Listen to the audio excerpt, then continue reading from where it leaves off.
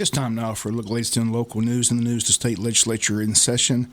On Tuesday, Georgia Senate budget writers backed Governor Kemp's plan to provide a property tax cut of about $1 billion as part of the state's mid-year spending plan.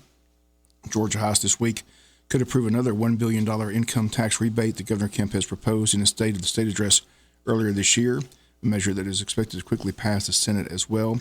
Senate Appropriations Committee on Tuesday backed the $32.5 billion mid-year budget, which runs through June 30th. It builds on consecutive years of massive tax surpluses the state has seen since COVID-19 economic shutdown ended in the spring of 2020. It increases spending by about $2.36 billion, which Senate Appropriations Chairman Blake Tillery says is in line with inflation. The mid-year spending plan is expected to be approved by the full Senate later this week, and then senators will negotiate a final deal with the House, which passed its version a few weeks ago. If given approval, homeowners will receive an extra one-time exemption on the value of their homes at tax time. The move the governor said last month will save those Georgians on average about $500.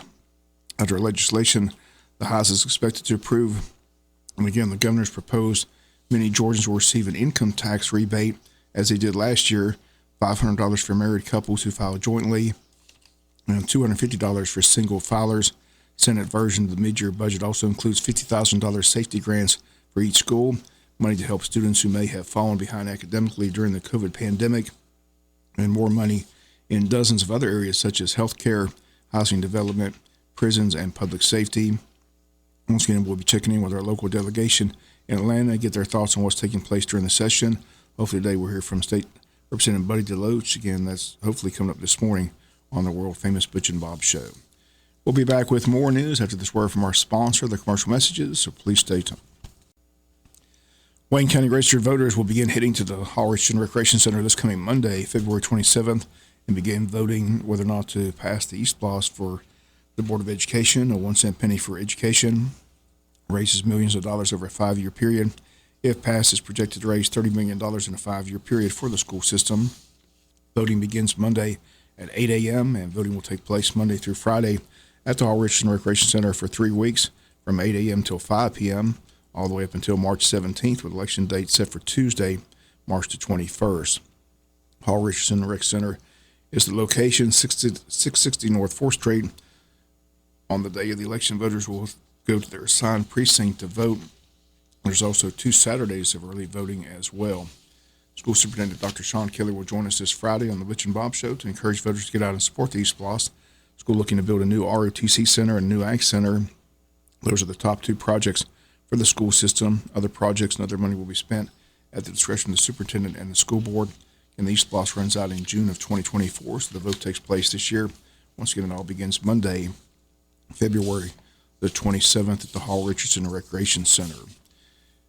District Attorney Keith Higgins announces that Anthony Lamar King, age 19 of Ludowici, and Destiny Nicole Stevens, age 20 of Brunswick, Georgia, pled guilty to aggravated assault pursuant to a negotiated plea entered in Glenn County Superior Court back on August 8th of 2022. Sentencing in the case was set for February 13th. Charges stem from an incident that occurred on October 24, 2021 at approximately 1 p.m.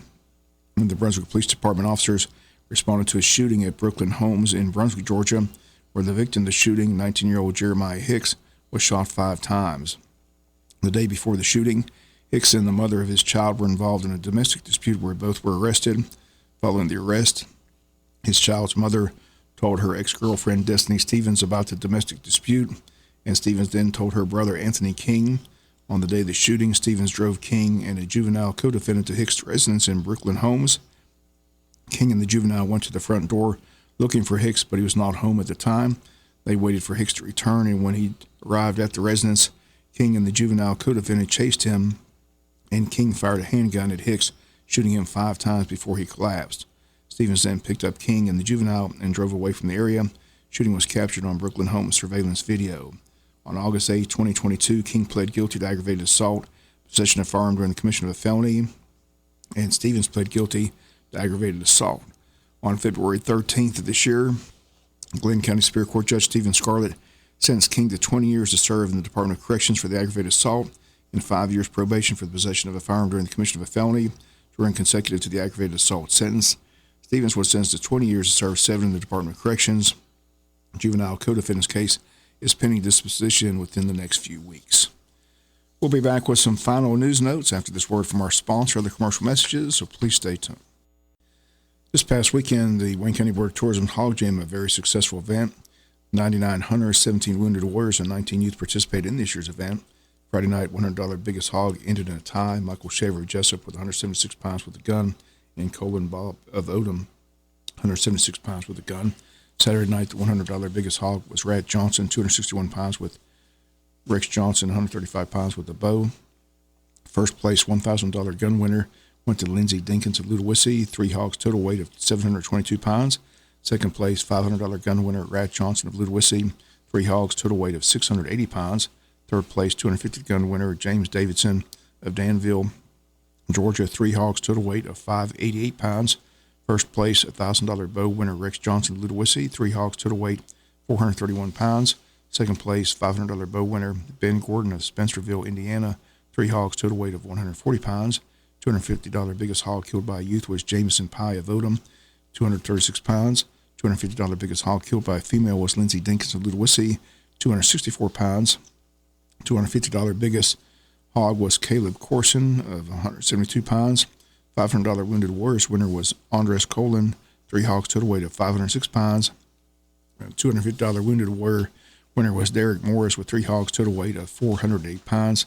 At the end of the tournament, a total weight of 13,529 pounds of hogs were harvested. 27 hearts were sent to the Medical College of Georgia for research and study. The tourism getting ready for their Altamaha River run set for Saturday down the Altamaha River. This year's paddle will begin at 8:30 a.m. on Saturday, March 25th at Upper County Landing. Paddlers will have the choice of 2 takeout points. 11-mile paddle will take out at Pig Farm, Oglethorpe Landing. 16-mile paddle takes out at J.C. Landing. Those taking out at J.C. Landing can also enjoy the Dogwood Festival, which will take place that weekend at the J.C. Fairgrounds. Registration is $10 per paddler. Children 10 under paddle for free with a registered adult.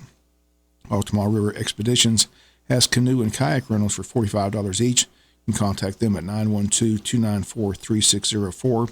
Shuttles will be available from the takeout points, with the shuttle leaving J.C. Landing at 8, Oglethorpe Landing at 8:15. That's Saturday morning. Registration forms are available at the Jesup Train Depot or online at the Tourism Board website, waynetourism.com. There is no online registration this year, so again, keep that in mind. Bring your hats, sunscreen, and snack lunch. Enjoy the spring beauty of the river. Altamaha River Run again set for Saturday, March 25th.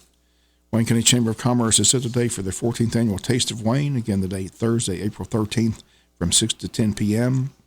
It's going to be a night at the races, and tickets are on sale, $50 for members, $75 for guests. Everyone's invited. And once again, the date Thursday, April 13th from 6 to 10 p.m. at Coastal Pines Technical College.